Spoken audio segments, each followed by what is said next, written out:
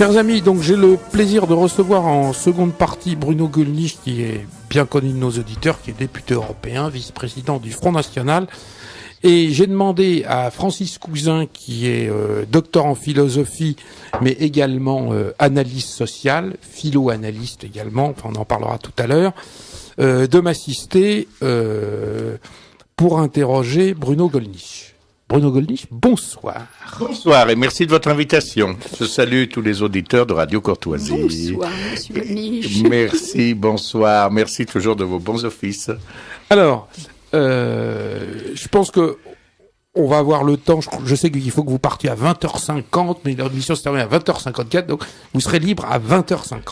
C'est pas moi, c'est à cause du TGV, mais enfin bon. Voilà. On a le plaisir de vous avoir ce soir, donc ça fait très plaisir.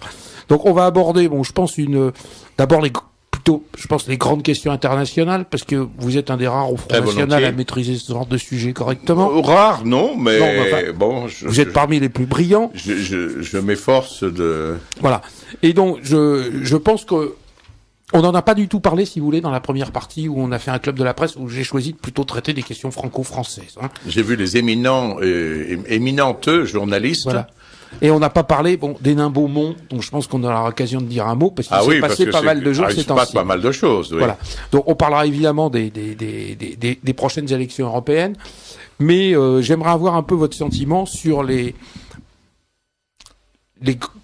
pas les grandes questions, mais enfin un peu la situation, on pourrait dire un petit peu internationale, avec deux points très forts ces derniers jours ou dernières semaines, donc qui étaient le G20 oui. et le sommet de l'OTAN à Strasbourg. Oui. Où là, on pourrait dire qu'il y a une espèce de nouveau basculement, un changement très net de la politique étrangère française. Tout à fait.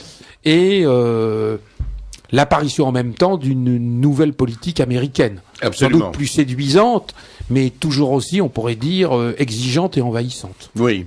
J'ai rencontré aujourd'hui un ambassadeur dont j'étais à Paris, un ambassadeur étranger dont je tairai le nom, et le pays, par discrétion, qui nous a dit, mais les États-Unis d'Amérique ont une propension extraordinaire et une aptitude formidable il n'a pas utilisé l'expression socialiser les risques et privatiser les profits, mais il a dit ils font appel à leurs alliés dans des circonstances difficiles comme le Kosovo ou l'Afghanistan, mais dans ce qui leur est favorable, ils préfèrent s'en réserver le monopole. Vous me direz, c'est humain.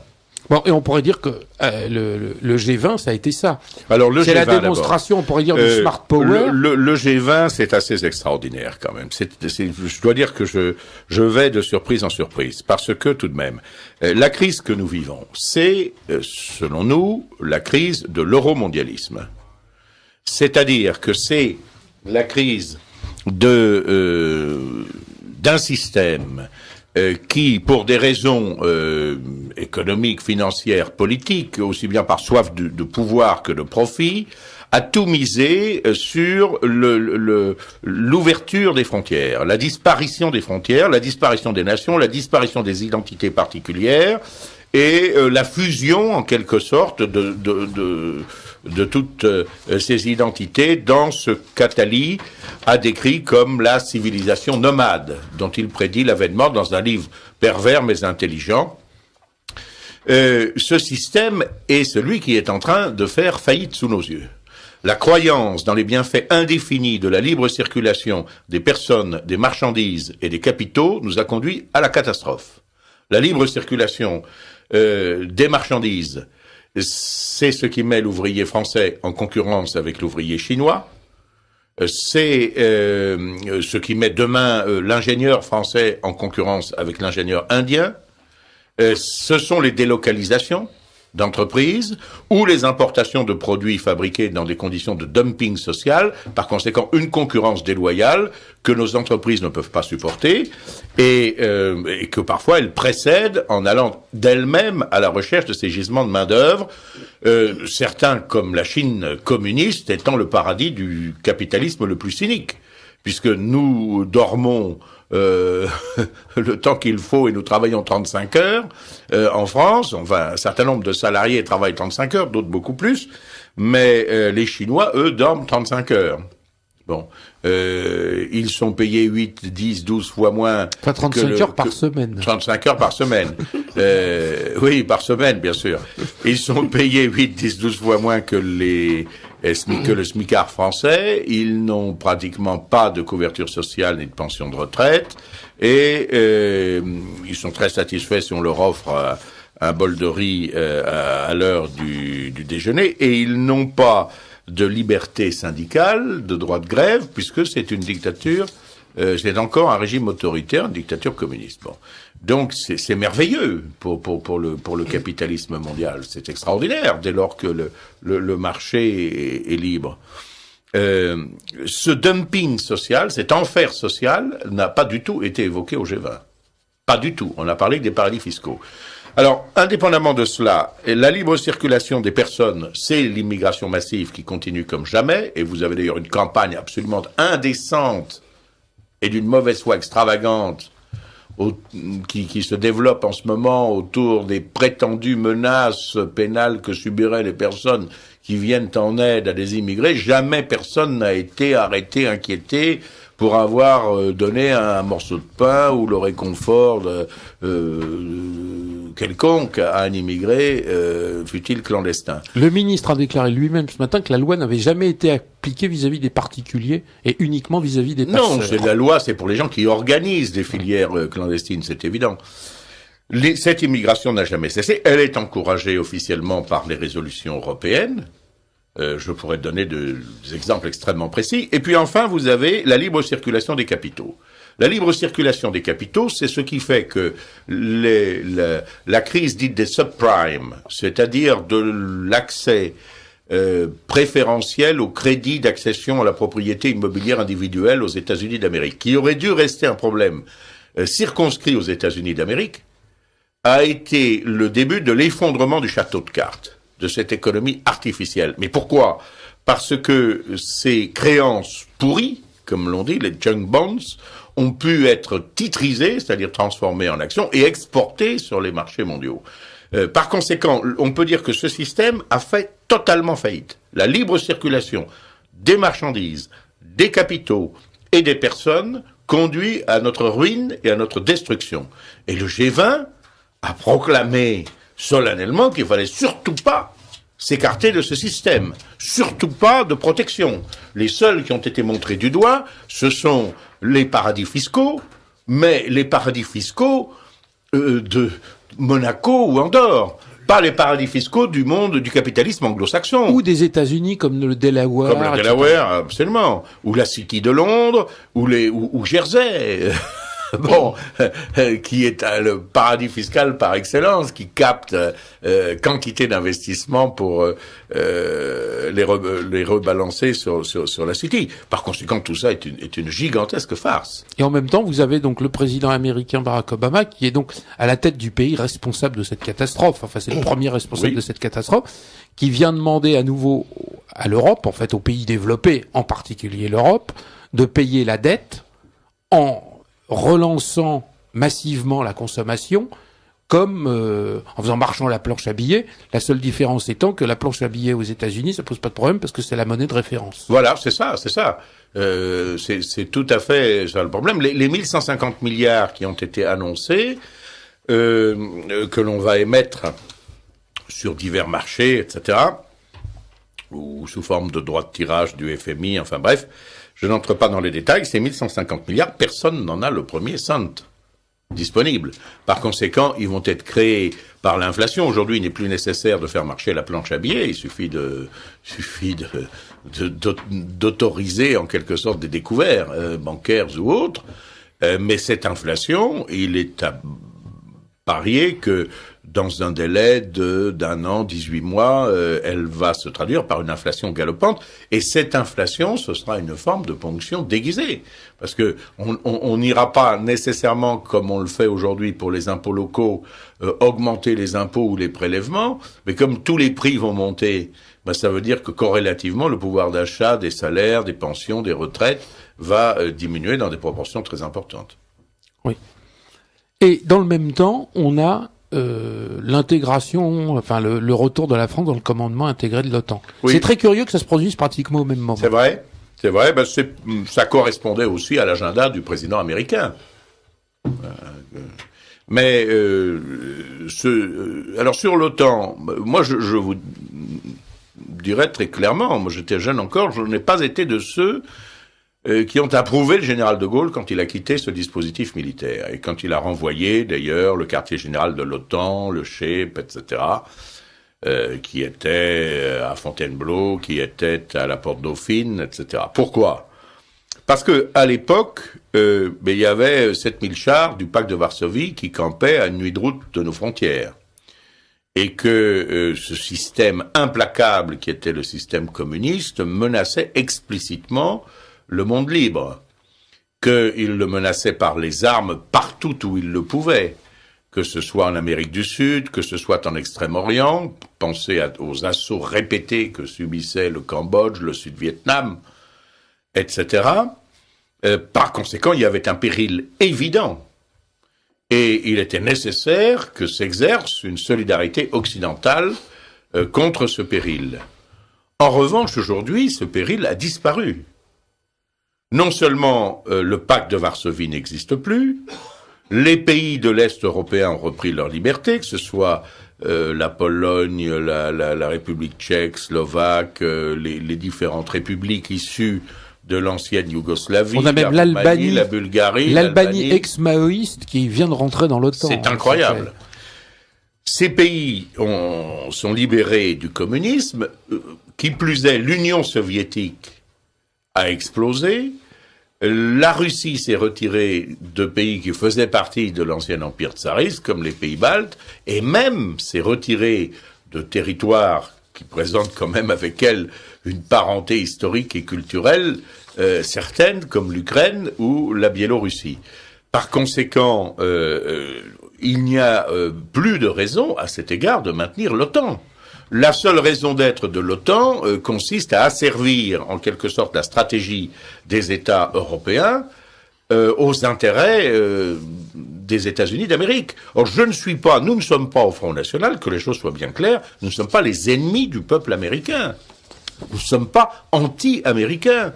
Mais nous considérons que les intérêts de la politique de Washington, qui ne sont pas d'ailleurs toujours ceux du peuple américain non plus, ne sont pas nécessairement les nôtres. Et par conséquent, il n'y a aucune raison non seulement de maintenir l'OTAN, mais pire encore, de l'étendre. Ce que la Russie vit comme une menace et comme une provocation, à juste titre. Nous avons rencontré, Jean-Marie Le Pen et moi-même, récemment l'ambassadeur de Russie auprès de l'OTAN, et nous avons pu constater que la Russie a une réelle volonté de dialoguer, y compris avec l'OTAN, mais il est assez naturel qu'elle se sente encerclée d'un peu partout par cette présence américaine à ses frontières, demain en Géorgie, en Ukraine, etc., en Asie centrale, c'est-à-dire, somme toute, un peu partout. Alors, en tant que parlementaire européen, vous êtes en contact avec des élus des différents pays européens. Oui. On a eu l'impression qu'en France, le retour de la France a été totalement escamoté. Il n'y a pas eu de véritable débat au Parlement, tout était joué. Alors que quand même, dans le passé, il y avait entre guillemets une certaine politique gaullienne, il y avait peut-être même Jacques Chirac qui avait gardé un certain nombre de choses, Dominique de Villepin, Hubert Védrine à gauche, enfin il y avait des gens comme ça. Est-ce que vous avez l'impression que pas l'hostilité, mais la crainte, la timidité, enfin vous voyez un certain nombre de choses vis-à-vis de l'OTAN existent dans d'autres pays européens qui appartiennent à l'OTAN, ou est-ce que c'est véritablement un fait acquis qu'en gros on n'aura jamais de défense européenne? Il y a une conjonction au moins de 3 forces parmi les plus importantes de ce Parlement européen, les Britanniques, les conservateurs britanniques, les démocrates chrétiens et même socialistes allemands, pour des raisons de culpabilité tenant au dernier conflit mondial. Ils ont pris des habitudes de servitude depuis lors, il faut bien le reconnaître, vis-à-vis des États-Unis d'Amérique. Et puis les démocrates chrétiens, qui sont peut-être démocrates qui ne sont guère chrétiens, mais qui sont traditionnellement très inféodés aux États-Unis d'Amérique. J'ajouterai une chose, c'est que pour des raisons qui sont, à mon avis, plus compréhensibles. On trouve évidemment une certaine sympathie envers l'OTAN auprès de pays comme la Pologne ou les pays baltes, qui voient une garantie contre un retour offensif de la Russie. Chez ceux-là, c'est plus compréhensible. Chez les autres, non. Et le Parlement européen a récemment voté un rapport qui porte le nom d'un député au demeurant sympathique, le député finlandais Ari Vatanen, ancien champion de rallye automobile, qui est un garçon sympathique, mais qui nous a fait un monument de philo-américanisme et d'asservissement complet de l'Union européenne à l'OTAN. Alors, c'est tout à fait contradictoire.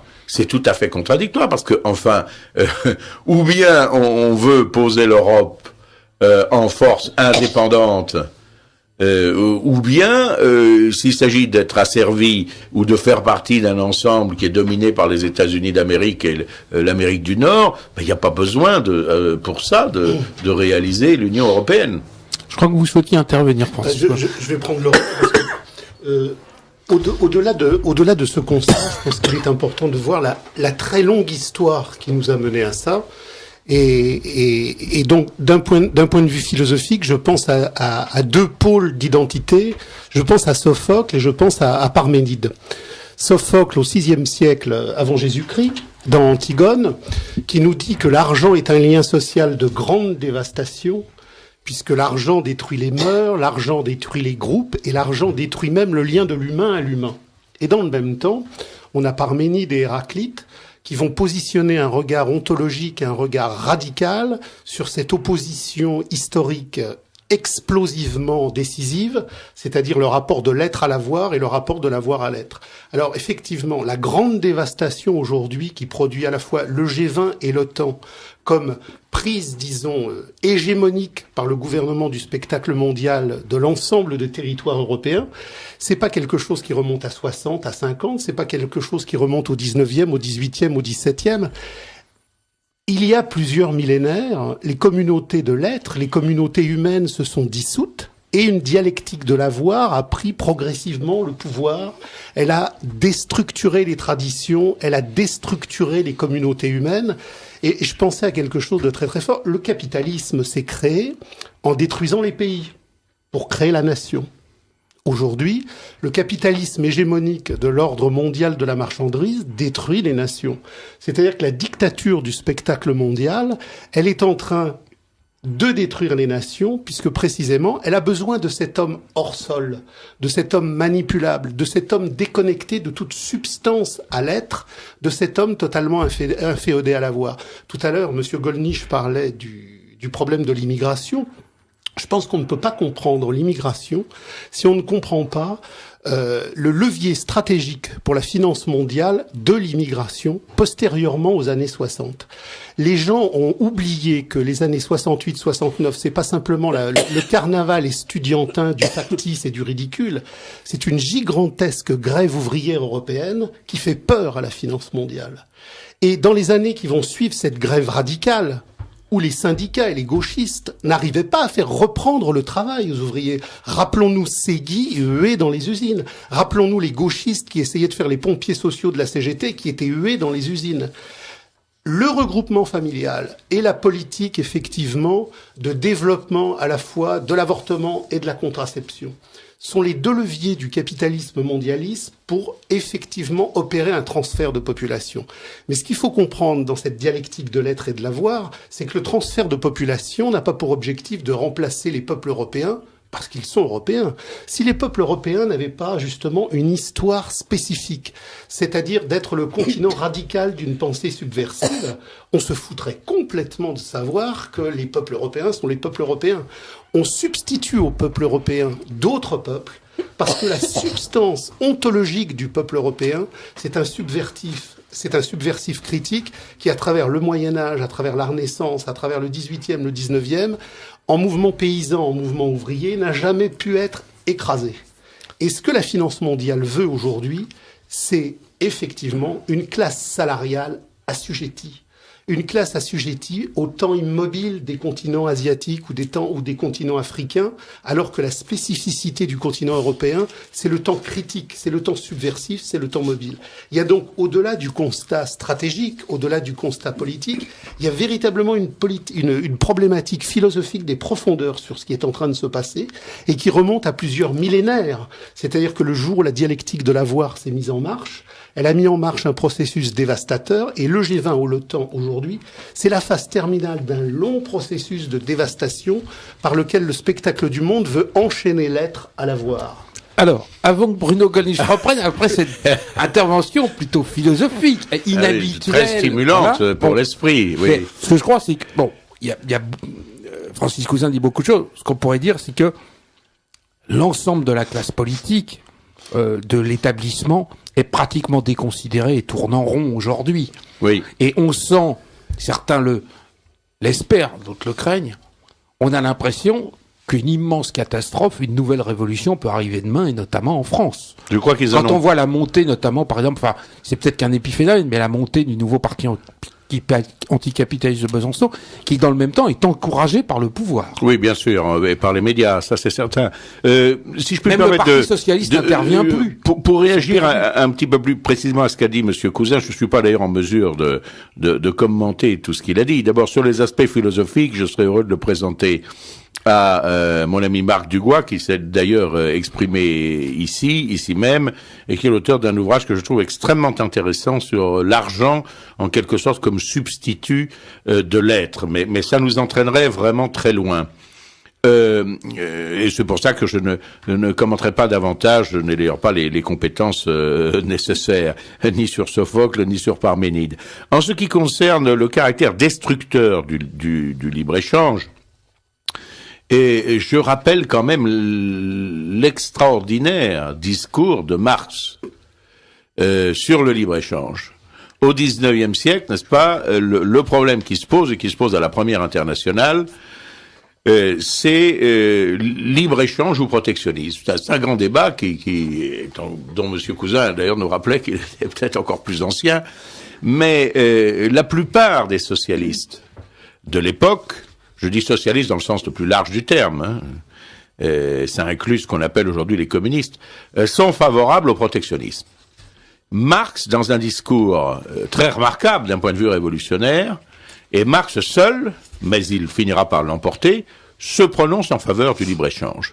Il dit à peu près, je le cite de mémoire à peu près textuellement, il dit ceci, il dit, certes, vous nous faites valoir que, par exemple, la Grande-Bretagne, en détruisant l'artisanat traditionnel indien par ses exportations de produits textiles industriels, poursuit des intérêts abjects. C'est possible. Mais là n'est pas le problème. Le problème de fond, dit-il, c'est que le protectionnisme est par essence conservateur. Et le libre-échange est par essence destructeur. Il dissout les solidarités familiales. Il dissout les identités nationales. Il pousse à l'extrême l'antagonisme entre la bourgeoisie et le prolétariat. Ce sont ces termes, je ne reprendrai pas tout. C'est en ce sens révolutionnaire, messieurs, que je vote résolument en faveur du libre-échange. Et il dira un peu plus loin, il importe peu que la bourgeoisie britannique, puisque c'était d'elle qu'il s'agissait à l'époque, ne cherche là que son profit. En détruisant, justement, par le libre-échange, les sociétés traditionnelles, elle est un instrument inconscient de la révolution, et elle prépare, elle hâte la révolution, y compris d'ailleurs la révolution en Asie.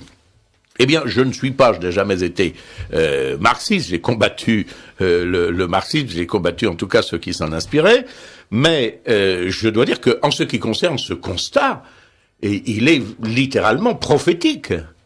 Et le constat est vrai. J'en tire simplement, personnellement, des conclusions diamétralement opposées à celles de Marx. C'est parce que je suis justement attaché aux solidarités familiales, je suis attaché aux identités nationales, que je ne veux pas pousser à l'extrême la lutte des classes. que nous voyons bien aujourd'hui quand même, parce que c'est vrai qu'il y a des profits quand même extravagants de la part de certains dirigeants d'entreprises qui sont des gens, qui sont des hauts fonctionnaires qui ont pantouflé, qui ont beau sortir de grandes écoles, qui n'ont pas risqué leurs biens personnels, qui n'ont pas créé leurs entreprises par un travail acharné, qui ont été nommés à des postes de direction et qui partent. Je rappelais encore que le PDG d'Alstom, que j'avais un jour rencontré dans le train, c'était d'ailleurs un débat assez vif et assez intéressant, puisqu'il avait dit à l'époque que c'était juste entre les deux tours de 2002 dans Le Monde, il avait déclaré que les idées de Monsieur Le Pen étaient abjectes. Bon, nous avons parlé de tout ça. J'apprends que il aurait réalisé c'est publié, je crois, dans Le Point, 12 millions d'euros de plus-value sur ces stock options. Ça me paraît absolument insensé. C'était comme les gens qui disaient que il fallait aller dans un pédiluve en tenant le bulletin de Jacques Chirac entre ses mains pour voter pour lui, pour faire le barrage à Le Pen. C'est ça, c'est ça. Nous souvenons de ce happening. Alors, pour résumer, je crois que dans ce libre-échange, il y a bien sûr des intérêts matériels, financiers et évidents, cyniques, mais il n'y a pas que cela. Il y a un véritable aussi messianisme idéologique du brassage des populations, de la destruction des identités particulières, qui sont d'ailleurs à la rigueur tolérées et même quelquefois encouragées quand elles peuvent faire sauter, par exemple, le verrou de l'État ou de la nation.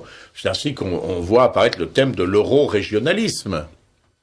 Parce que les eurocrates, par exemple, se sont bien rendus compte que pour asseoir leur pouvoir, ce serait plus facile de le faire vis-à-vis de 200 collectivités territoriales en situation de mendicité de subventions, plutôt que d'avoir à faire face à la résistance de nations qui, même lorsqu'elles sont petites, comme l'Irlande, comme le Danemark, on l'a vu à propos du traité de Lisbonne, on l'a vu de la Constitution européenne, on l'a vu à propos du traité de Maastricht, peuvent opposer une résistance farouche, justement, à cette entreprise de nivellement. On a l'impression d'ailleurs, que dans cette lignée dont vous parlez, la prochaine tranche, ça va être l'entrée de la Turquie dans l'Union européenne. Oui. Qui a été qui était sous-jacente à la réunion de l'OTAN. Alors ça, c'était Monsieur Obama était on ne peut plus clair, et puis son séjour en Turquie a été le point d'orgue de son déplacement. Il a bien précisé devant le Parlement turc d'ailleurs que c'était exprès. Par conséquent, c'était pour lui en quelque sorte la démarche la plus importante. Ce qui est extraordinaire, c'est que c'est le gouvernement des États-Unis d'Amérique qui fait pression pour que l'Union européenne intègre la Turquie. Moi, je me souviens, il y a quelques années, dans un débat sur la chaîne CNN, je crois, ou peut-être non, excusez-moi, c'était la BBC. Je me suis trouvé avec l'ambassadeur des États-Unis. Bon, et l'ambassadeur des États-Unis plaidait absolument en faveur de l'adhésion de la Turquie à l'Union européenne. D'abord, j'ai rappelé cet ambassadeur qui était accrédité en France, un petit peu plus de décence et de mesure. Je lui ai dit, mais écoutez, monsieur l'ambassadeur, je ne sais pas comment est-ce que vous prendriez le fait que moi, je plaide pour que le Mexique devienne le 52e État des États-Unis d'Amérique, ce qui faciliterait sans doute l'entrée des Mexicains sur votre territoire. Il a été un peu désarçonné parce que personne ne lui avait jamais parlé comme ça. Et il m'a dit que c'était pas pareil. Mais j'attends toujours qu'on m'explique en quoi c'est pas pareil. Autrement dit, les États-Unis d'Amérique, avec une parfaite bonne conscience, tirent des chèques sur les Européens pour remercier leur allié, la Turquie. Je dois préciser que je n'ai rien contre la Turquie. Nous ne sommes pas les ennemis des Turcs.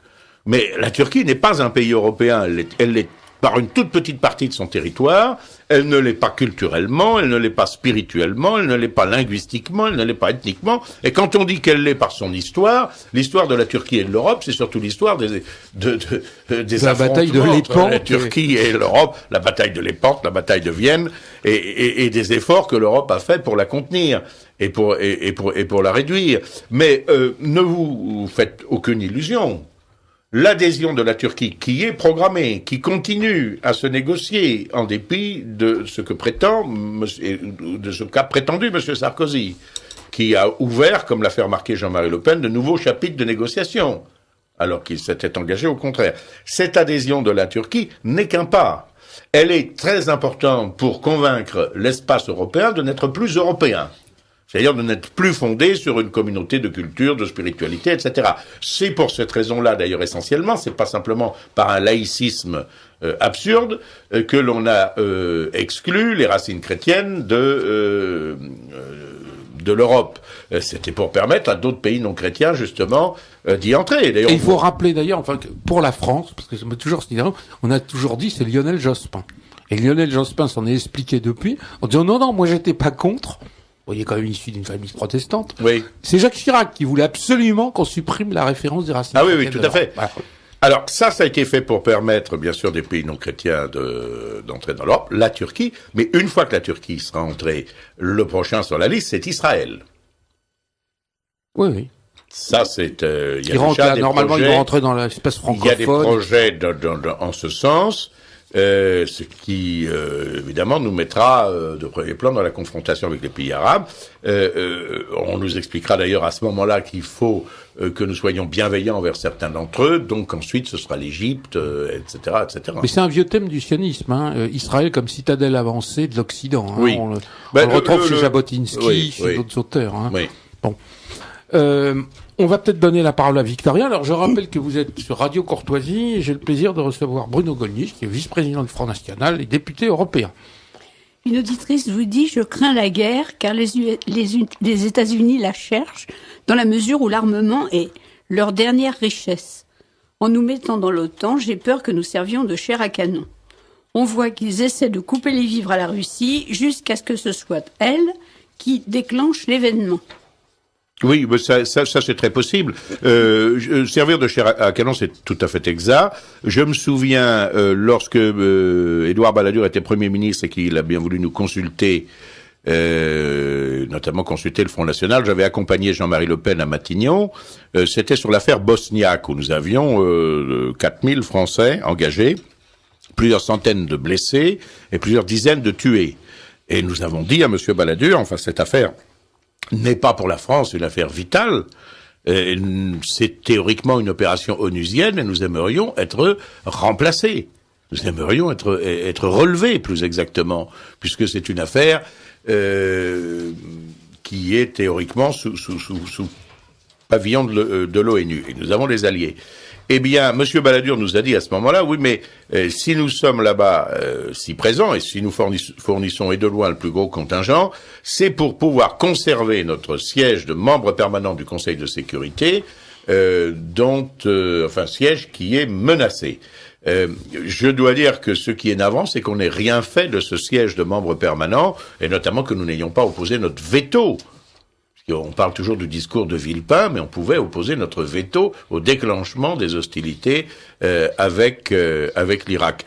En tout état de cause, on a servi de chair à canon dans cette affaire comme dans d'autres. Les États-Unis d'Amérique, qui n'ont pas eu très peu de soldats engagés sur ce théâtre yougoslave, quand ils ont sifflé la fin de la récréation entre la Serbie et la Croatie, ça s'est passé à Dayton. Et nous n'avons même pas été admis dans la salle des cartes. Alors, Victoria. La paix sociale en Chine ne risque-t-elle pas d'être troublée par la crise ? Je crois qu'elle est déjà troublée. Oui, elle est déjà troublée. Il y a beaucoup d'émeutes. Oui. Mais il y a toujours eu des émeutes en crise. L'unité chinoise a toujours été fragile. Et il est certain que le régime est très autoritaire, mais il craint certainement des soulèvements populaires qui peuvent être des soulèvements du désespoir. Oui. Pour en revenir à la Turquie, au Parlement européen, est-ce que vous rencontrez des parlementaires même hors des mouvements identitaires et nationaux, pourrait-on dire, des défenseurs de la nation?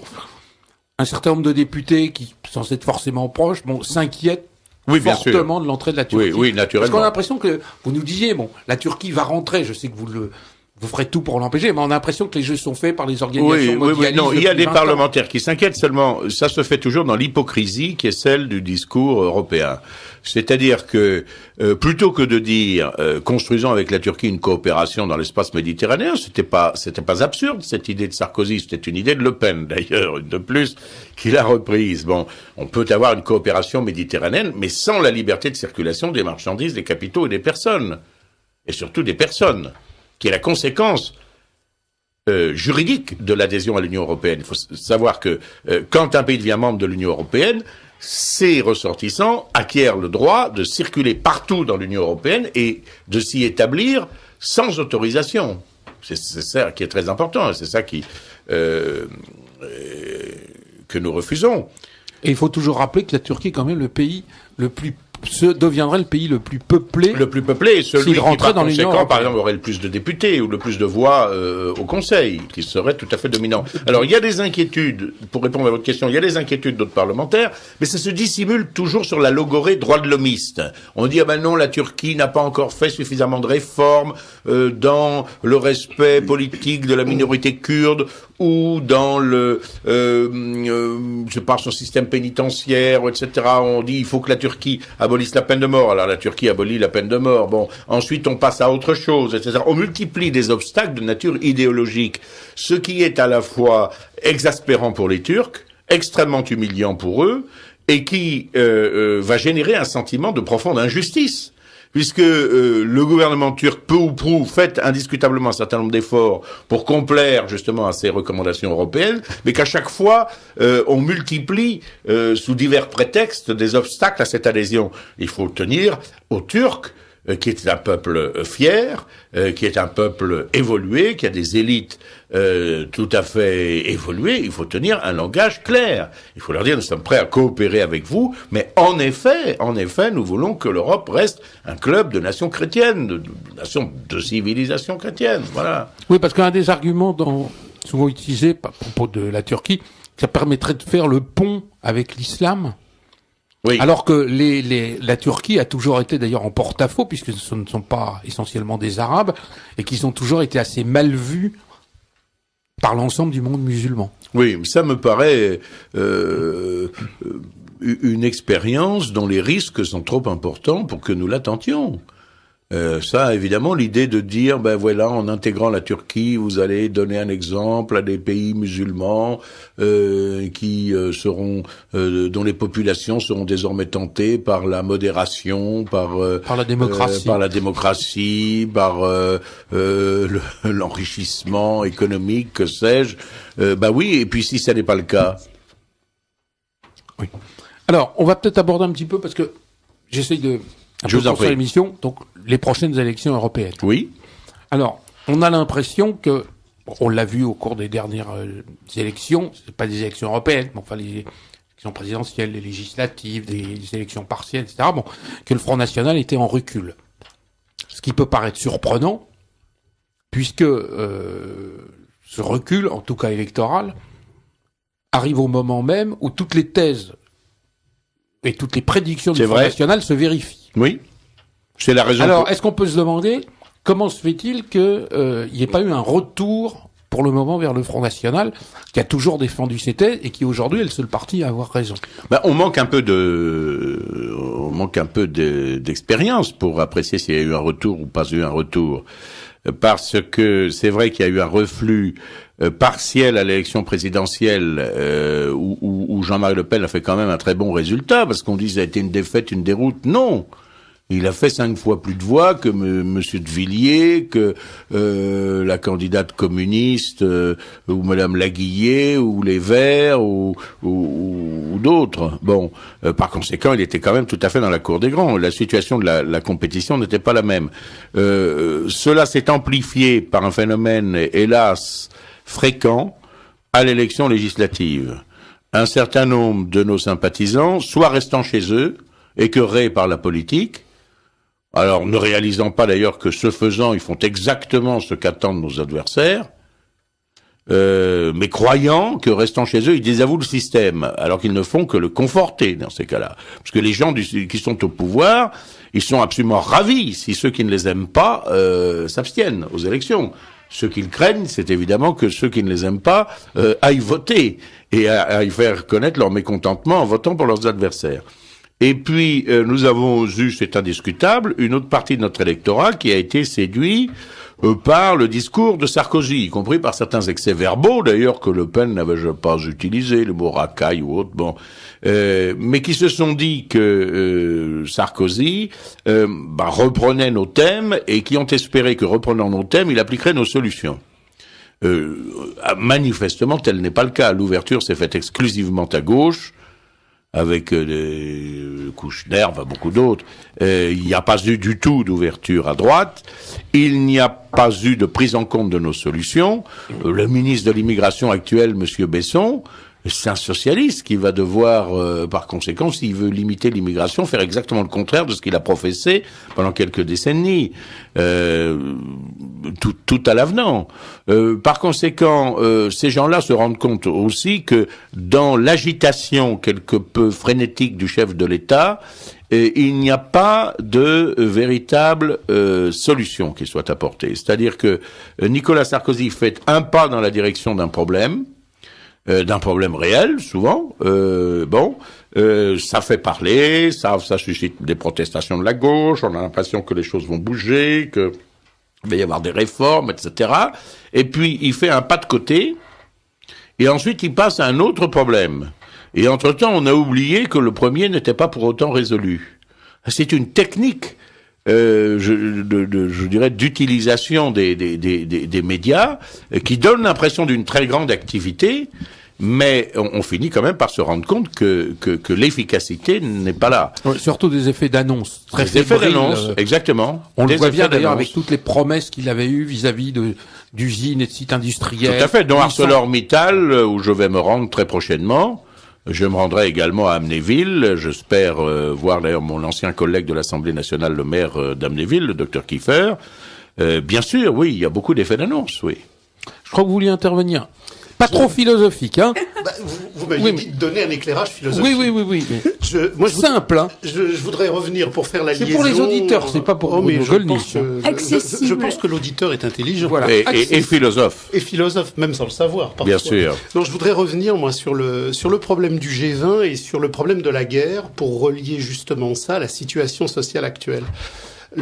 Justement dans cette dialectique de l'avoir, pour revenir à la situation actuelle à travers un éclairage grec, on a le problème de la démesure. C'est-à-dire que nous vivons dans un système qui est le système de la tyrannie marchande, c'est-à-dire que la production n'a pas pour objet les besoins humains, la production a pour objet la solvabilisation de l'être humain.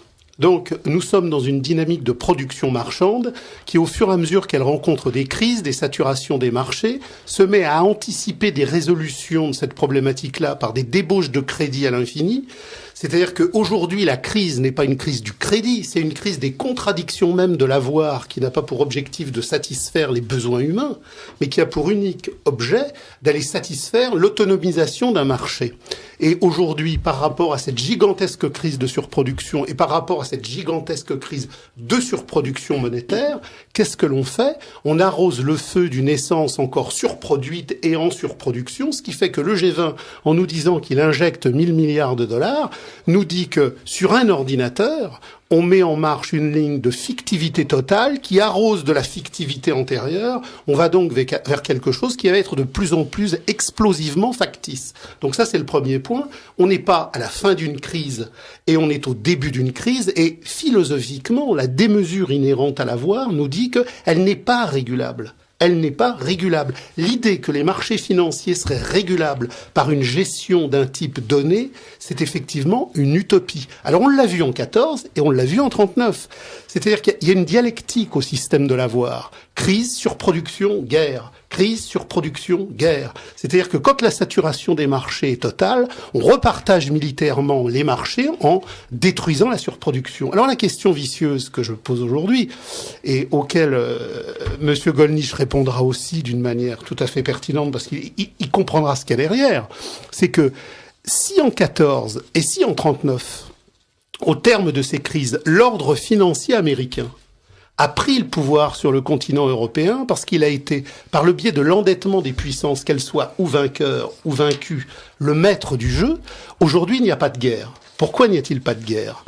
Parce qu'au terme de la Seconde Guerre mondiale, les États-Unis ont vassalisé non seulement l'industrie du Japon, de l'Allemagne et de l'Europe, mais ils ont vassalisé les gouvernements. Donc la guerre aujourd'hui, elle peut pas être militaire, ouverte. Il n'y a pas d'antinomie entre les gouvernements européens, japonais et américains, puisqu'ils sont précisément vassalisés. Et tout à l'heure, quand nous parlions de Villepin, peu de gens savent que le lendemain même du discours de Villepin à l'OTAN, Villepin autorisait les bombardiers américains à traverser l'espace aérien français. Donc aujourd'hui, la guerre militaire, elle a commencé par une stratégie à la fois terroriste et une stratégie d'infiltration, c'est-à-dire que les États-Unis ont créé une Europe qui leur est totalement vassalisée. C'est le banquier américain Monet qui a créé l'Europe. Déjà au début, l'engrenage était mis en marche. Et aujourd'hui, par l'Europe de Bruxelles, la guerre que les Américains voudraient faire à l'Europe, ils ne la font pas par des bombardiers et ils ne la font pas par des chocs stratégiques aériens. Ils la font par le minage et l'infiltration, puisque l'Europe de Bruxelles, qui est vassalisée à l'Amérique, détruit l'agriculture, détruit l'industrie. C'est-à-dire qu'ils n'ont pas besoin de bombarder. Bruxelles bombarde. Oui, d'une certaine façon, je pense que vous avez raison. Ceci étant, il ne faut pas non plus tout mettre sur le compte du gouvernement américain. C'est comme les vassaux ont bien voulu être vassalisés. Les responsables politiques européens sont tout à fait coupables de cette situation. S'ils voulaient vraiment agir différemment, ils le pourraient. Pour rebondir là sur l'intervention de Francis Cousin, ouais, est-ce que vous pensez que on est au début d'une crise plutôt qu'à la fin de la crise? Oui, non, je sais. Je sais pas si vous suivez un peu. Je suis tout à fait d'accord qu'on est qu'au début. Il n'y a pas d'ailleurs que les aspects purement financiers. Ce qui est le plus grave, c'est pas qu'il y ait une crise de surproduction conjoncturelle, etc. Ce qui est grave, c'est le découplage terrifiant entre par exemple l'activité industrielle et l'activité financière. L'activité financière est devenue une véritable fin en soi, dont les débordements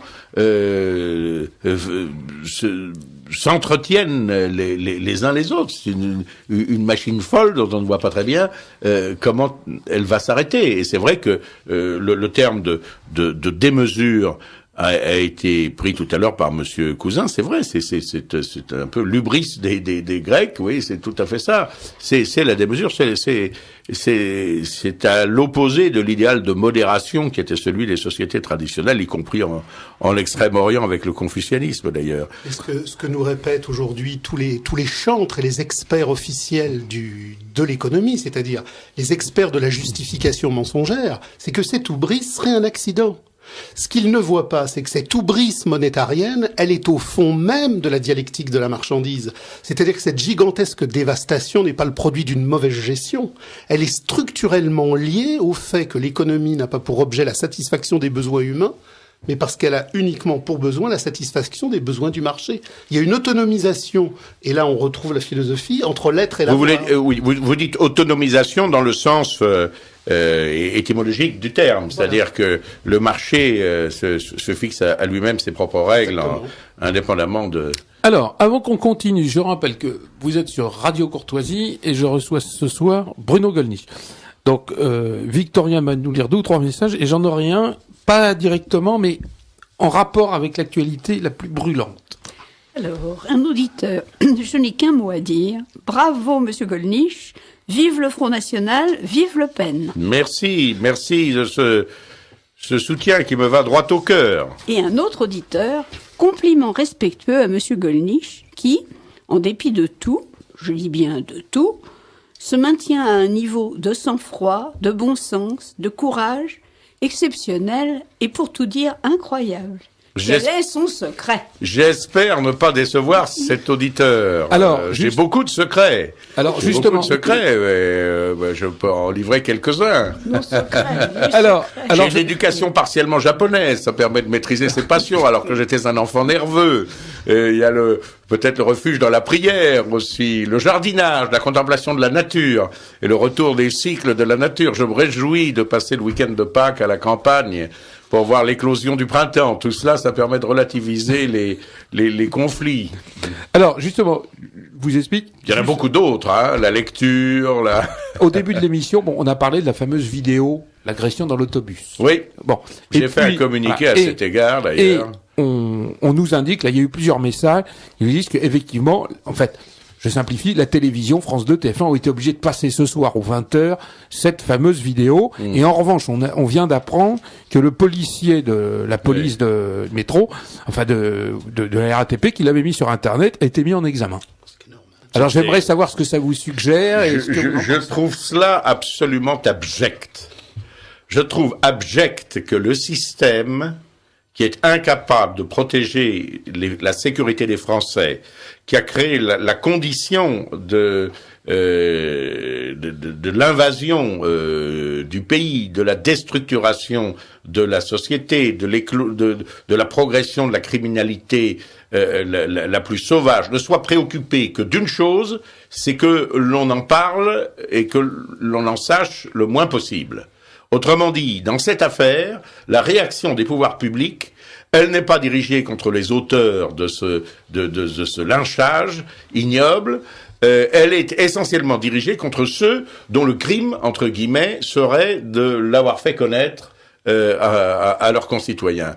C'est une inversion très typique. Mais moi j'ai connu ça. C'est une inversion totale. Moi j'ai connu ça à Lyon, puisque j'ai rendu public un document qui était le palmarès des 100 mineurs multidélinquants du Rhône, qui était un rapport des services de police adressé au ministère de l'Intérieur. C'est pas sur les 100, il n'y en avait que 2 d'origine française. Bon, de souche. De souche, oui, de souche, c'est ça. Bon, les autres, alors on en voyait qui, avant leurs 18 ans, avaient déjà à leur actif 50, 60 crimes ou délits, parce que quand même l'attaque à main armée, le vol avec violence, etc., tout ça est qualifié de crime théoriquement par notre code pénal, même si c'est correctionnalisé. L'incendie volontaire, c'est pareil, c'est un crime. Bon, c'est même quand j'ai commencé ma première année de droit, c'était encore un crime puni de la peine de mort. Bon, l'incendie volontaire d'un local habité, même s'il n'y avait pas de victime. Bon.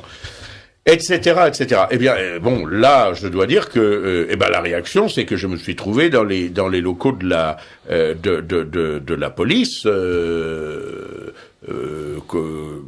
interrogé courtoisement par un inspecteur divisionnaire de l'inspection générale des services. La grande préoccupation du procureur de la République, des services de l'État, c'était mais comment est-ce que Gollnisch a pu avoir ce document ? Comment est-ce qu'il a pu avoir ces documents? Je veux dire que j'en avais d'autres. Par exemple, une forme de criminalité insoupçonnée dans ma jeunesse qu'on appelle le tamponnage. Alors de quoi s'agit-il? Il s'agit pour des malfrats de voler une voiture. Bon, pour commencer. Et puis, ensuite, de se mettre en embuscade pour percuter des voitures de police. Alors, c'est assez extraordinaire, je dois dire, parce que de mon temps, si j'ose dire, les voleurs de voitures essayaient surtout d'échapper à la police, de se faire le plus discret possible pour ne pas être remarqués par la police, ou de fuir la police. Mais là, nous voyons des voleurs de des jeunes qui volent des voitures pour attaquer la police en les lançant contre les voitures de police. Voilà une nouvelle forme de criminalité qui est en progression. Dans le prolongement, je vais vous prendre 2 articles différents. Je vais vous prendre l'article L122-14 du Code du travail, que je connais bien, puisque j'ai vu récemment des caissières de grande surface se faire licencier pour faute grave, alors qu'elles ont des difficultés financières et qu'elles peuvent prendre ici ou là un bout de jambon. Elles sont licenciées pour faute grave. Y a-t-il des émeutes, des manifestations de bobos, d'état-major intellectuels pour protester, pour les défendre? Non. Vous avez dans le Code pénal l'article 662.1 qui condamne à la prison toute personne qui accueillera un immigré et qui lui apportera assistance. Un immigré clandestin. Un immigré clandestin. Bon, imaginons maintenant cette caissière. Cette caissière de Monoprix, elle n'intéresse pas Balasco, Berry et tous les autres. Elle peut crever, même si elle n'a strictement rien à donner à ses enfants. Par contre, le clandestin est devenu non seulement l'armée de réserve du capital, mais il est devenu la mythologie fondatrice de toutes les émotions spectaculaires. Sûr. Parce que Chesterton disait le monde moderne est plein d'idées chrétiennes devenues folles. Je crois qu'on en a un exemple avec cette affaire des clandestins. D'abord, personne n'a été pourchassé ou persécuté pour avoir donné à boire ou à manger ou pour avoir abrité un étranger fut-il clandestin. Et puis d'abord, moi je suis pour la résolution énergique de ce problème des clandestins qui arpentent les côtes de la Manche. Ils veulent tous passer en Angleterre. Je suis d'avis qu'on les y aide. qu'on leur fournisse des dinghies, mais des trucs sûrs, pas des trucs qui vont couler au milieu du Channel et qui leur permettent d'arriver sur les côtes britanniques. Parce que j'ai le souvenir des déclarations scandaleuses du Premier ministre britannique Tony Blair prenant parti entre les deux tours de la présidentielle 2002 et parlant du racisme de Le Pen. Mais puisque nous ne sommes pas racistes, et bien puisqu'ils en veulent, eh bien qu'on les envoie. Ça peinera peut-être mes amis du British National Party que j'ai rencontrés encore tout récemment dimanche dans une réunion publique à Milan et qui, je crois, vont faire cette fois-ci une entrée fracassante au Parlement européen. Alors, justement, je voulais vous demander, dans le cadre pour finir sur les élections européennes, on va sans doute vers une recomposition des droites européennes à l'occasion de ces élections, puisqu'on voit une montée en puissance, effectivement, du British National Party en Angleterre et l'émergence d'autres mouvements également dans d'autres pays d'Europe. Il y a déjà ceux qui ont fait partie de notre groupe et qui continuent de faire partie de notre coordination Identité, Tradition, Souveraineté. Nous avons les meilleures relations avec le parti bulgare Ataka, qui a fait une percée très remarquable. Je suis allé moi-même à plusieurs reprises en Bulgarie. Nous avons 3 jeunes députés avec lesquels nous sommes en relation extrêmement amicale, ainsi qu'avec leur président, Monsieur Volen Siderov, qui a fait d'ailleurs l'objet des mêmes persécutions que Jean-Marie Le Pen dans son pays. Le Vlaams Belang est un des premiers partis du nord de la Belgique, de la Flandre. Le British National Party, comme vous le dites, j'ai rencontré moi-même Nick Griffin, n'est pas du tout le parti de brutes, de skinheads, etc., qu'on présente. Il y en a peut-être quelques-uns, mais les skinheads, c'est le produit de cette société en décomposition, après tout. Dans une société où il n'y a plus que des bandes ethniques, le skinhead, c'est la bande ethnique de blancs, voilà, l'éducation ne fonctionnant plus, la famille étant déstructurée, les phénomènes de bande, ce ne sont pas nos formations qui en sont responsables. Bon, alors le British National Party, dont la direction est composée de gens tout à fait remarquables, va faire, je crois, son entrée, je l'espère, au Parlement européen. J'étais à Cambridge récemment avec son président Nick Griffin.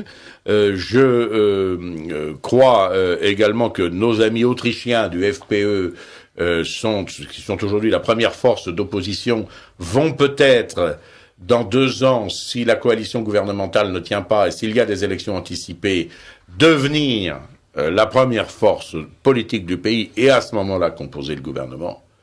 J'étais en janvier dernier à une de leurs magnifiques réunions avec la magnifique réunion de leurs associations d'étudiants. Vous avez 3000 personnes en tenue de soirée dans la salle de bal du palais impérial. Je dois dire, quelle que soit la condition des uns ou des autres, c'est une soirée d'une tenue absolument extraordinaire à laquelle Jean-Marie Le Pen a assisté également il y a 1 an. Non, il y a des signes quand même très... L'Italie ? Alors, l'Italie, j'étais à Milan à une réunion de nos amis de Forza Nuova. Je suis étonné par le fait qu'ils ont beaucoup de permanence. Ils ont un public très jeune, masculin, la plupart du temps. Leur président, Roberto Fior, est un député extrêmement sympathique et très amical également à notre égard. Il fait partie de notre coordination. Il y a un autre mouvement qui est la Flamme tricolore de Luca Romagnoli. L'un comme l'autre sont assez marginaux encore pour le moment quand même. Bien que, après tout, Luca Romagnoli soit député au Parlement européen et Roberto Fior également. Et l'Allemagne ? Alors l'Allemagne, c'est extrêmement difficile parce qu'il y a toujours la hantise, n'est-ce pas, de l'héritage national-socialiste et de l'épouvantail que l'on agite dès lors que se manifeste en Allemagne la moindre réaction nationale. Parce qu'à l'époque, il y avait les républicaneurs. Il y avait les républicaneurs qui ont fait l'objet de persécutions méthodiques et surtout de subversion, aussi bien par la police politique infiltrée à l'ouest qu'à l'est. C'est extraordinaire parce que il y a des provocateurs du républicaneur qui ont été traduits en justice et qui ont révélé leur appartenance au service à la police aussi bien ouest-allemande qu'est--allemande. Non, je pense plutôt à l'heure actuelle au DVU. Le NPD n'est pas le parti néo-nazi que l'on décrit. complaisamment dans notre presse, pas plus que d'ailleurs enfin, le dans la FPE. presse française, Oui, hormis enfin, la dans presse amie. française, hormis la presse amie, pas plus d'ailleurs que le FPE autrichien. Donc, il y a eu également à Cologne une réaction assez importante, une manifestation assez importante. Je pense qu'il devrait y avoir quelque chose également. Est-ce qu'il y a des choses qui ont changé pour la constitution des groupes? Ça sera plus difficile à... Ah oui, depuis que nous avons pu en faire un, on a changé le règlement. C'est comme pour la présidence du Parlement européen, où nos adversaires craignent que ce soit Jean-Marie Le Pen qui ne l'exerce lors de la séance inaugurale. Toutes les fois que une disposition du règlement peut nous être favorable, la majorité de ce Parlement la change, ce qui est proprement inconcevable. Ce qui est tout à fait scandaleux, parce que le règlement, c'est destiné justement à protéger les minorités. Si on décide que la majorité peut changer le règlement comme elle veut, bah, il y a qu'à dire, il n'y a plus de règlement. Il y avait déjà le règlement après le discours d'Otan Lara. Oui. On avait dit, le plus âgé présidera, mais ne parlera plus. Tout à fait. Là, nos auditeurs ne s'en souviennent peut-être pas. En effet, Claude Otan Lara, qui venait de la gauche d'ailleurs, et qui était l'un des plus remarquables cinéastes français, a été le doyen d'âge. Et il a fait un discours admirable sur la défense de la culture européenne, qui a été accueilli par des cris, des ourvaries, qui a été boycotté. 6 mois après, on a vu les mêmes élus de gauche accueillir à bras ouverts les Miu Miu, Depardieu, etc., et autres acteurs français qui venaient supplier qu'on rétablisse à leur profit la préférence nationale. Ils sont contre la préférence nationale en principe, sauf en ce qui concerne l'industrie culturelle et cinématographique, parce qu'on appelait ça l'exception culturelle. Mais qu'est-ce que c'est que l'exception culturelle, sinon la préférence nationale appliquée au monde du cinéma, de la radio, de la télévision. Alors d'ailleurs, à la suite de ça, le Parlement européen, par une mesquinerie extraordinaire, qui montre bien d'ailleurs que ces gens-là sont contraires à tout le génie de l'Europe, donc a privé le doyen d'âge de la possibilité de faire un discours. Moyennant quoi, 5 ans après, le doyen d'âge s'est trouvé être un de mes collègues, démocrate chrétien, et néanmoins homme tout à fait charmant, qui était Otto de Habsbourg, héritier du trône d'Autriche et de Hongrie, qui était un homme d'une très grande culture, parlant plusieurs langues, très consensuel. Mais Otto de Habsbourg était si furieux de ce qu'il a considéré comme un racisme anti-vieux qu'il a refusé de présider, puisqu'il ne pouvait pas s'exprimer. Il a laissé un communiste grec, qui était le suivant dans la liste, présider à sa place. C'était le dernier communiste qui préside quelque chose. Voilà. Bon. Là, ils vivent tous dans la hantise, que ce soit Le Pen, mais pas du tout à cause des fameux propos de Jean-Marie Le Pen, qui n'a d'ailleurs fait que leur répondre. Bon. En réalité, c'est parce que la présence de Jean-Marie Le Pen, d'ailleurs, serait parfaitement symbolique. Parce que ce que fait le doyen d'âge, il s'assoit dans le fauteuil présidentiel, il dit « Mes chers collègues, je félicite ceux qui sont élus ou réélus, et je vous invite à saisir les bulletins qui sont sur vos pupitres et à vous transporter dans les urnes qui sont à l'initiale de vos noms respectifs pour élire le président de cette assemblée. » Puis après le dépouillement, il proclame les résultats et il dit « Est élu monsieur ou madame un tel, je le félicite bien vivement et je lui cède le fauteuil. » Voilà, c'est tout ce que fait le doyen d'âge. Mais ce serait un symbole extraordinaire que de voir Le Pen, qui a été le fer de lance de la résistance des identités, présider la séance inaugurale de ce Parlement, en effet. Emmanuel, excusez-moi, un message personnel pour Monsieur Ratier. Je ne rajoute pas pour Monsieur Gollnisch, que j'aime beaucoup. Mais Monsieur Cousin est passionnant également. Ne le modérez pas, Emmanuel. Bien sûr, tout à fait. Message courageux aussi. Je voulais juste faire, on lui donne la parole. Juste faire une petite remarque sur Héraclite, Hegel et Orwell par rapport au règlement. Il me semble, alors je vous titille, que vous avez quelques naïvetés quand vous dites mais c'est quand même scandaleux, il modifie le règlement. Oui. Qu'est-ce que nous ont appris Orwell et Hegel en suivant Héraclite? C'est qu'il y a un concept clé qui est le concept du regard et de l'esprit tordu. C'est-à-dire que la tyrannie de la marchandise, c'est la tyrannie de l'inversion. Et la tyrannie de l'inversion, c'est la tyrannie de l'esprit de la perversion. C'est-à-dire que il est normal, dans cette logique totalitaire par laquelle la dictature démocratique du marché impose son diktat, que le règlement soit changé en temps réel, que les archives soient changées en temps réel, que les médias changent l'histoire en temps réel. Bref, on est aujourd'hui dans une dictature de réécriture permanente de l'instant en l'instant.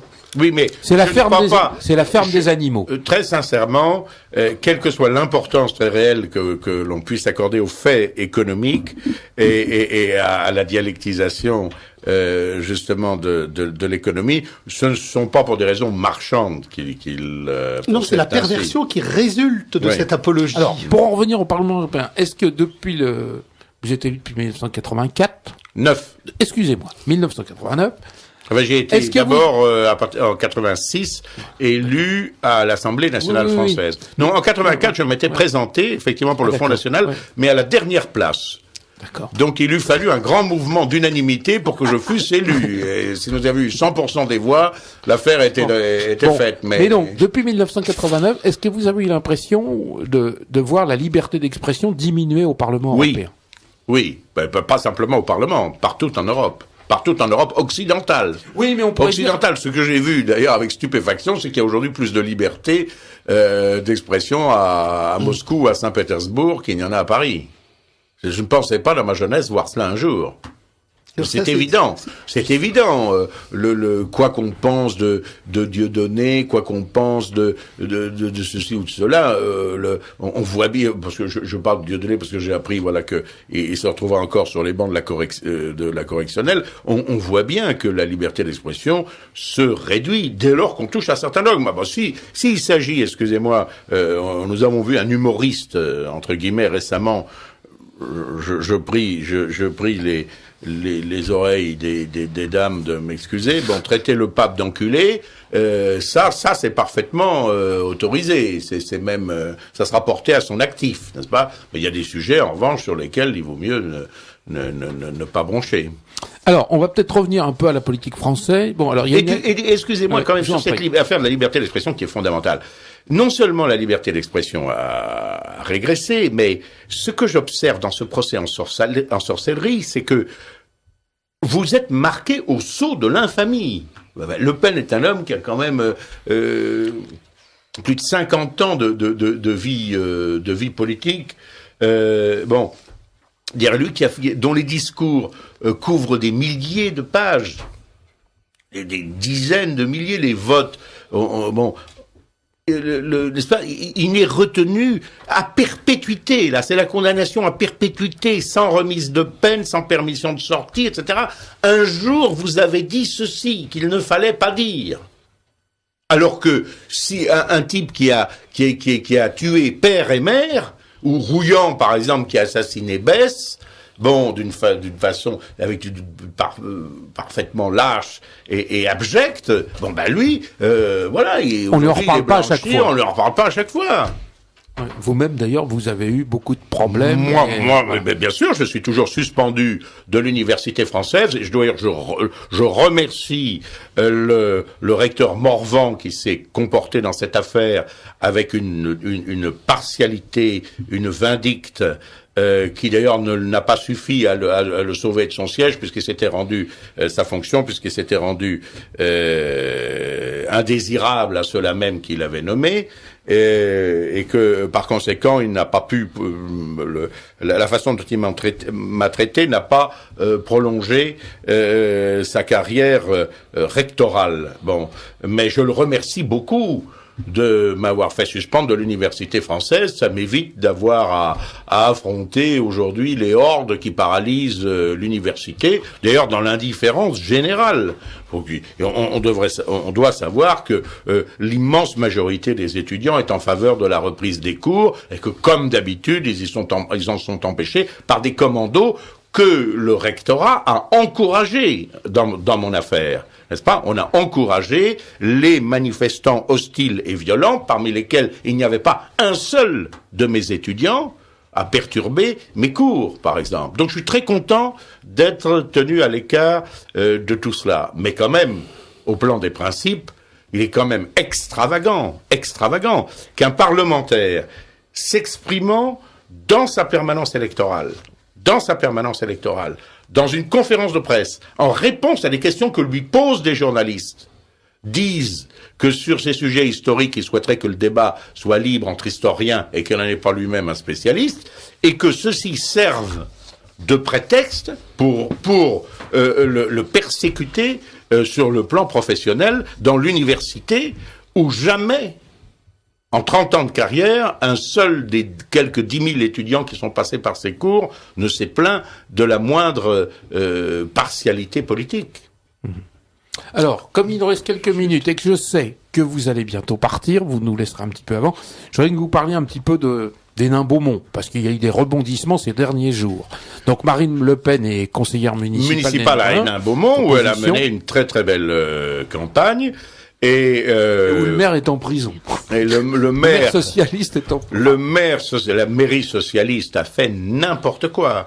Pour assurer leur victoire contre la liste de Marine Le Pen, ils ont embauché massivement. Ils ont embauché, je crois, je ne connais pas les détails, 200, 300 personnes qui ont été licenciées le lendemain de l'élection, après qu'ils aient gagné. Voilà les façons de procéder de cette de cet édile. Il y a un déficit de 13 millions d'euros pour 27 000 habitants. Et le seul journal municipal a coûté... et ils ont des engagements qui ne sont pas couverts de 8 millions d'euros.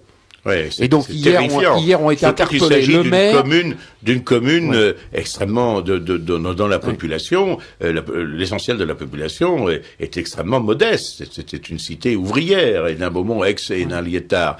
Et Marie-Noëlle Lindemann, qui était le premier adjoint, donc a été virée par le maire et son conseil municipal avant-hier parce qu'elle avait osé pour la première fois protester contre les agissements du maire. Oui, c'est-à-dire que maintenant que tout cela apparaît sur la place publique et que sans doute ça va se terminer par une mise en faillite de la mairie, une faillite frauduleuse. Oui, dissolution du conseil municipal. Dissolution du conseil municipal, oui, puisque mais une mairie n'est jamais en faillite. Si elle avait fait des dépenses, eh bien, ça sera mis sous tutelle de l'État, mais les dettes devront être remboursées. Elles sont remboursées par les contribuables de Hénin-Beaumont.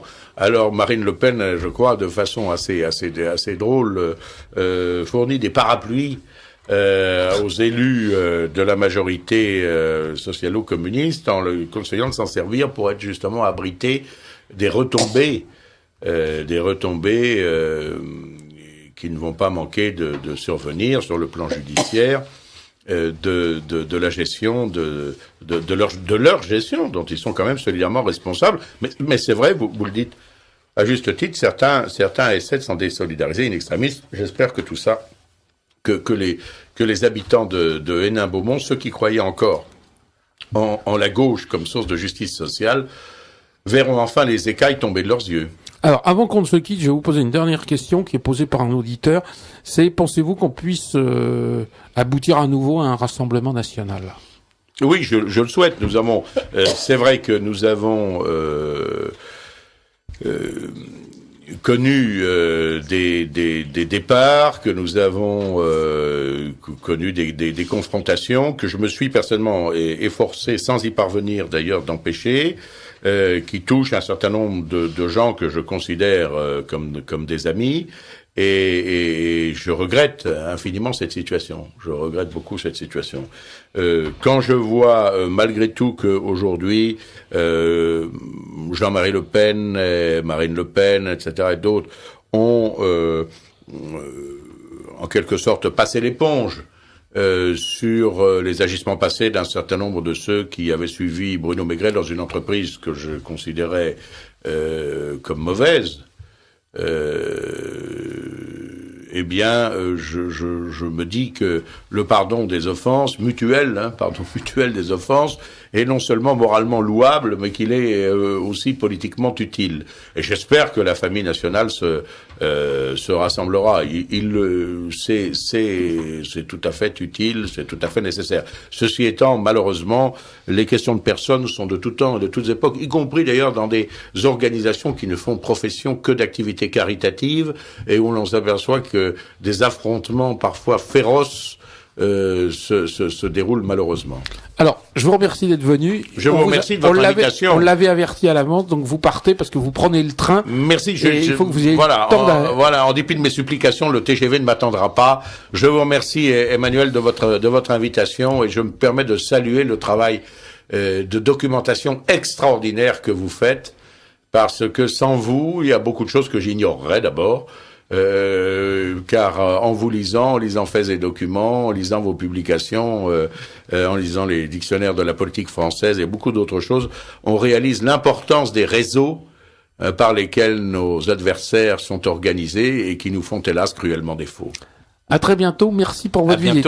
Et avant, et on a encore, il nous reste quelques minutes, donc on va continuer avec Francis Cousin qui va peut-être nous présenter un petit peu le... Je voudrais juste terminer sur ce que disait Monsieur Gollnisch sur sa jeunesse et sur le goulag. Il y a quelque chose quand même qui est très très intéressant, c'est que à l'époque où effectivement il condamnait ce qui se passait dans les pays de l'Est, il imaginait pas que la dureté du goulag externe pouvait être supplantée par l'effroyable dévastation du goulag interne. C'est-à-dire que là, il est en train de nous dire, à travers son expérience, que la démocratie, finalement, est la forme supérieure de la dictature. C'est ce qu'effectivement toute une série de critiques sociaux au XIXe siècle, reprenant le travail philosophique de Hegel et d'autres, ont mis en marche. C'est-à-dire que la démocratie est quelque chose qui cultive la normalisation de l'intériorité.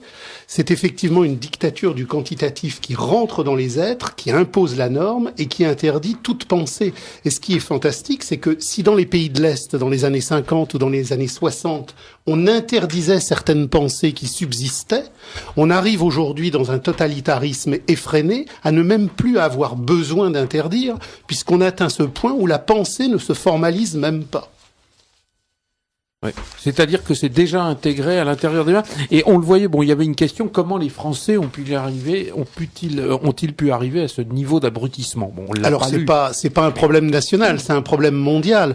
C'est-à-dire que au fur et à mesure que justement la dialectique de l'avoir s'est mise en marche au fil du temps et au fil de l'histoire, siècle après siècle, les relations entre les êtres, les communautés de réflexion, les dynamiques d'intelligence ont été totalement absorbées et colonisées par le temps marchand. C'est-à-dire que la société dans laquelle nous vivons aujourd'hui, elle se définit comme dictature du quantitatif, comme dictature de la marchandise, puisqu'elle est celle de l'homme sans qualité. Elle est celle de l'homme sans réflexion. Aujourd'hui, l'université, les lieux de savoir sont des lieux de normalisation. Être un universitaire, aller à l'université, passer par les circuits scolaires et éducatifs, c'est passer par des circuits de normalisation. Au terme des circuits par lesquels le savoir est transmis, on n'a pas une conscience libre, ouverte, critique, radicalisante. On a une conscience soumise, normalisée, éduquée. Alors, je crois que vous voulez nous parler d'un ouvrage qui est paru, qui est pas tout à fait clandestin, mais enfin, on pourrait dire qu'il n'est pas en vente dans les grandes librairies, non, parce qu'il y a des ouvrages pseudo-clandestins, comme certains ouvrages écrits par des anonymes dont Julien Coupal, voilà. Donc, je crois qu'il y a un ouvrage, bon, qui est en vente d'ailleurs dans notre librairie. Qui est en vente chez vous. Donc, à librairie Facta, 4 Clichy. Cet ouvrage s'appelle Critique de la société de l'indistinction. Pourquoi critique de la société de l'indistinction? Parce que l'indistinction est précisément le contraire de la distinction et que la société actuelle, qui est donc une société où la tyrannie marchande s'est emparée de la totalité des champs humains, c'est la théorie, justement, c'est la pratique qui formalise l'indistinction. On est dans un monde où il n'y a plus d'hommes, où il n'y a plus de femmes, où il n'y a plus de beaux, où il n'y a plus de laid, il n'y a plus de noir, il n'y a plus de blanc. Toutes les qualités, toutes les distinctions, toutes les hiérarchies, tout ce qui finalement désigne, tout ce qui finalement dit, disparaît dans un gigantesque magma qui est le marché. Et le marché est assujetti à une norme qui s'appelle l'équivalent général. Tout doit s'acheter, tout doit se vendre, et la qualité doit disparaître. Et puisqu'on est dans la dictature de la quantité, on est dans la dictature de l'indistinction. Donc tout est devenu indistinctif. Plus rien n'a de sens, plus rien n'a de valeur, il n'y a pas de hiérarchie, il n'y a pas la conscience et il n'y a pas l'inconscience, il y a le marché. Et finalement, qu'est-ce qui est le vrai? C'est ce qui est opérant pour le marché. La norme d'aujourd'hui, ça n'est pas le vrai, ça n'est pas le bien, ça n'est pas le beau, c'est le marché en tant qu'opération opératoire du marché. On est dans une circularité, dans une schizophrénie qui produit justement l'ordre mondial de l'indistinction. Donc, critique de l'indistinction, c'est opérer une critique des mensonges par lequel le spectacle de la marchandise organise la tyrannie sur le monde, la tyrannie sur les êtres, la tyrannie sur la vie. Et pourquoi aujourd'hui tant de gens vont mal? Pourquoi tant de gens sont en désespérance? Pourquoi les sociétés sont malades? Pourquoi les individus sont malades? Parce que finalement, les êtres n'ont plus de relation à l'être. Les êtres n'ont plus de relation à l'être que par le spectacle de l'avoir, et l'être est brisé, l'être est décomposé, l'être est asservi, l'être est domestiqué, et c'est ça l'indistinction. Alors je crois que l'ouvrage n'est pas signé. C'est un ouvrage qui est collectif. Et pourquoi n'est-il pas signé? Parce que justement, et ça c'est profondément philosophique au sens héraclitéen et parménidéen, dire le vrai, dire le juste, c'est accueillir la réalité du monde. Ça n'est pas projeter une signature narcissique sur un texte, ce n'est pas estampiller une analyse.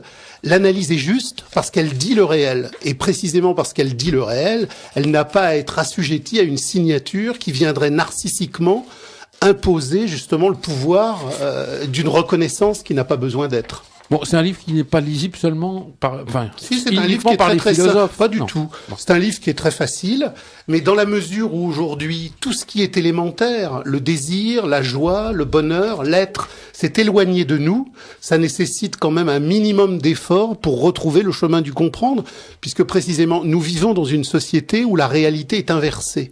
Le réel aujourd'hui se présente d'une façon inversée puisque le spectacle de la marchandise a renversé les choses. Le vrai et le faux et le vrai.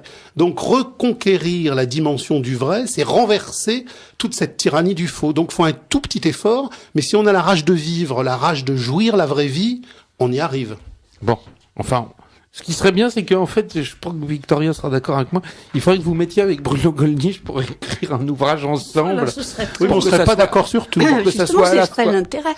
pour que ça soit à la fois extrêmement profond, mais peut-être plus facilement lisible, mais on a eu un certain nombre de compliments, et l'émission à laquelle vous étiez venu, on avait parlé philosophie, on avait reçu beaucoup de compliments, parce que c'était vraiment intéressant. Il faut surtout dire aux gens que la philosophie, ça n'est pas le cimetière universitaire des gens qui veulent colorier la vie fausse. La philosophie, c'est une ardeur de vivre qui traverse l'existence. Comme disait Héraclite, c'est un arc bandé vers la satisfaction du vivre. C'est pas un texte poussiéreux dans une université moribonde, c'est une jouissance, c'est une articulation, c'est une projection. Et Alors, je crois il qu'on va... faut qu'elle soit, il faut que ce soit exprimé dans la langue de tous les jours. Voilà. Alors, est-ce Qu'il y ait deux que petits on va messages redonner le titre du livre? Alors le livre s'appelle Critique de la société de l'indistinction. Il est en vente dans une trentaine de librairies en France et on le trouve en particulier à la librairie Facta. Qui est 4 rue de Clichy, Paris 9e. Voilà.